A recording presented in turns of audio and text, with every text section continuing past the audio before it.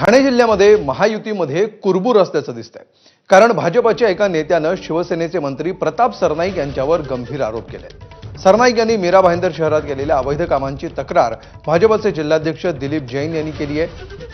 चेन्ना, काजूपाडा, घोडबंदर, वर्सोवा या ठिकाणी वैयक्तिक जमिनी खरेदी करून त्या जमिनीचा विकास करण्यासाठी सरकारचे आणि महानगरपालिकेचे सुमारे 150 कोटी खर्च करून रस्ते आणि गटार बांधण्याचा आरोप जैन यांनी केलाय।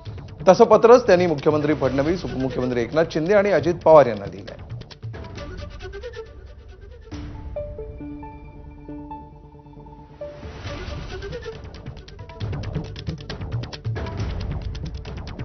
दरम्यान यावर प्रताप सरनाईक यांच्या वतीनं ॲडव्होकेट राजदेव पाल यांनी जैन यांना नोटीस पाठवली आहे। 72 तासामध्ये माफी मागा, अन्यथा 210 कोटींचा मानहानीचा दावा ठोठवला जाणार असं या नोटिशीत नमूद करण्यात आलं आहे।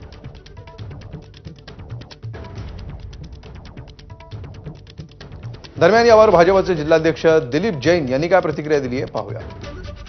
रस्त्याचं तिथं काम काही गरज नव्हतं तरी तो रस्ता बनलाय असं मला माहित पडलं। तर त्या लोकांनी जे कंप्लेंट्स माझ्याकडे आली आहे त्या कंप्लेंट्स मी आमच्या मुख्यमंत्र्यांकडे पाठवले। नोटीस दिली, मी त्याचं उत्तर देणार, माझ्याकडे सगळं प्रूफ आल्यावर मी ते प्रूफ प्रोड्यूस करणार, किंवा त्यांनी मला ते लेटर बरोबर सगळे दिलं असतं की मी हे परमिशन घेतले, असं नाही केलंय, तर त्याच्यात मला खुशी झाली असते की बाबा ठीक आहे, मी आपली दिलगिरी व्यक्त केली असती। ते एक दुसऱ्यावर असं आरोप प्रत्यारोप होऊ नये याच्यासाठी मी लेटर मुख्यमंत्र्यांना दिले।